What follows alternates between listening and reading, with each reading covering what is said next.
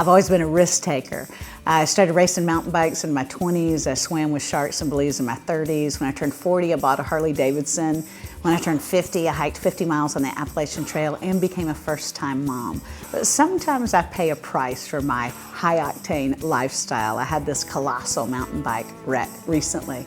And when I went to the emergency room, the nurse said, "I hope it was worth it. You're gonna have to go to a plastic surgeon." And I said, you know what? It was. It was worth it. I think taking a risk in the spiritual arena is so much more worth it than anywhere else in life.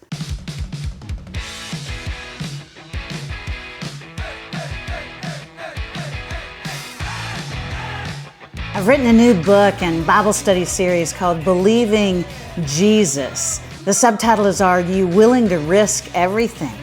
And it's all about how Jesus is worth the risk we take for Him. In this Bible study, we'll talk about the subject of the Holy Spirit, how He is radical and empowering.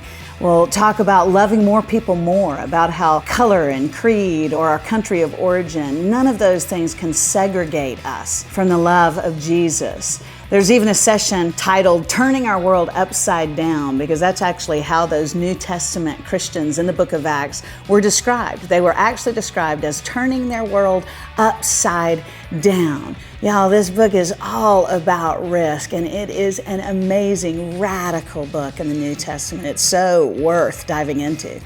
I think most of us as Christ followers would say that we believe God can do anything, but we don't necessarily live like He will. That's how I want to live, and I bet you do too. So please, please, please join us for this new Bible study called Believing Jesus. Are you willing to risk everything?